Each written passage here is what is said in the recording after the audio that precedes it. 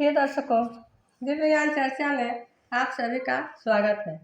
आज हम चर्चा करने वाले हैं दिवाली के दिन माँ लक्ष्मी और श्री गणेश जी की पूजा हम अपने घर में खुद से कैसे करें।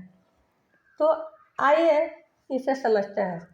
इसके लिए हमें चाहिए होगा एक कलश और एक पूजा की चौकी छोटी सी या एक पाटा, उस पर बिछाने के लिए लाल या गुलाबी रंग का कपड़ा और कुछ पूजन सामग्री जो इस प्रकार से है।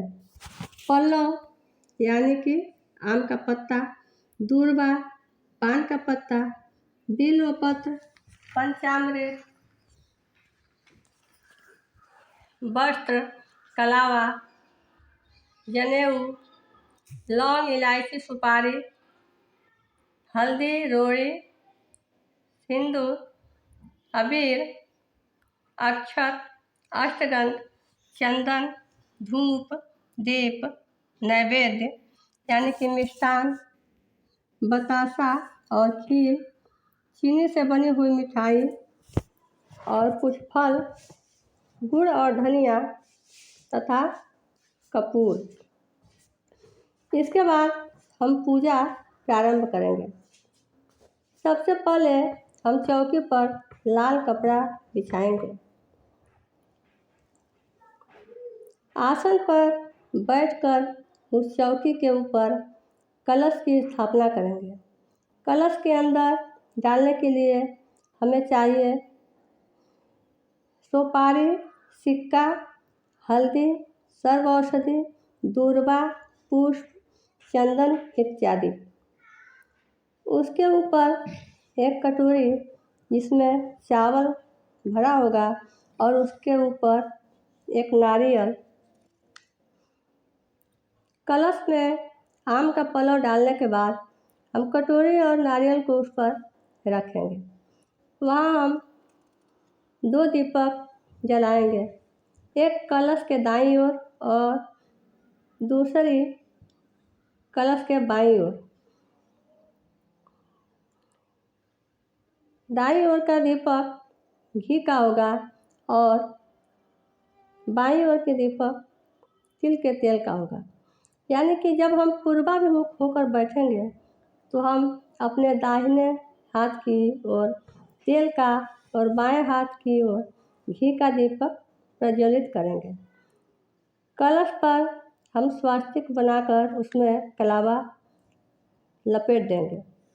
इसके बाद हमें माँ लक्ष्मी और भगवान गणेश की प्रतिमा या तस्वीर जो भी हो उसे स्थापित करना चाहिए। लेकिन यहाँ भी हम गौरी गणेश का पूजन पहले जरूर करें, क्योंकि हमारे गणपति ये सर्वव्यापक हैं और वो जिन्हें हम श्री महागणपति के नाम से भी जानते हैं, वो अपने एक रूप से माता गौरी के साथ सदा ही पूजे जाते हैं। इसलिए हमें सर्वप्रथम गौरी गणेश का पूजन करना चाहिए। माँ जगत जननी महागौरी जिन्होंने माता लक्ष्मी की पीड़ा का अनुभव करते हुए अपने परम प्रिय पुत्र श्री गणेश जी को उन्हें सौंपकर उन्हें माता बनने का सौभाग्य प्रदान किया। ऐसी ममतामयी और करुणामयी माँ गौरी की पूजा किए बिना भला किसी की पूजा कैसे हो सकती है। इसलिए आप ऐसा बिल्कुल भी ना सोचें कि माता लक्ष्मी के साथ गणेश जी की पूजा होगी तो गौरी गणेश की पूजा नहीं होगी। उसके बाद माँ लक्ष्मी की अगर प्रतिमा है तो उसे एक थाली में अष्टदल कमल बनाकर उस पर स्थापित करें और उन्हें गंगा जल से स्नान कराकर और इसके पश्चात दूध, दही, घी, शक्कर और शहद से स्नान कराएं। फिर पंचामृत से स्नान कराएं और उसके पश्चात चंदन से स्नान कराएं। तब शुद्ध जल से दोबारा स्नान कराकर और उन्हें सुंदर नया वस्त्र से या कॉटन से पोंछकर सुंदर आसन विराजमान कराएं और उन्हें आसन के लिए कमल का पुष्प निवेदित करें। इसके बाद माँ लक्ष्मी को वस्त्र पहनाएं और इसके साथ ही एक कलावा उपवस्त्र के स्थान पर उन्हें चढ़ा दें। इसके पश्चात राजराजेश्वरी माँ लक्ष्मी को हल्दी, कुमकुम, सिंदूर, अबीर, चंदन, अक्षत इत्यादि चढ़ाएं और पुष्पमाला और पुष्प भी चढ़ाएं तथा कुछ आभूषण अगर आपके पास उपलब्ध है तो वो भी माँ को अर्पित करें। इसके बाद माँ की जो भी प्रिय वस्तु है जैसे कमलगट्टा, कौड़ी इत्यादि सब माँ को अर्पित करते हैं। फिर उनको भोग लगाएं। यहाँ ये बात ध्यान में ज़रूर रखने की है कि माँ लक्ष्मी के साथ साथ भगवान श्री गणेश की भी पूजा करें।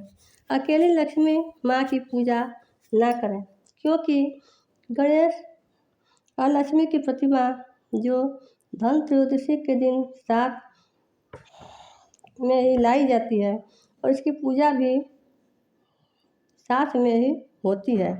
पूजन के उपरांत श्री गणेश और माँ लक्ष्मी के मंत्रों का जप भी कर सकते हैं और साथ ही साथ कुबेर भगवान की और माँ सरस्वती की भी पूजा करनी चाहिए, क्योंकि माँ सरस्वती बुद्धि और विद्या की देवी मानी जाती हैं। मनुष्य को धन के साथ साथ बुद्धि की भी आवश्यकता होती है।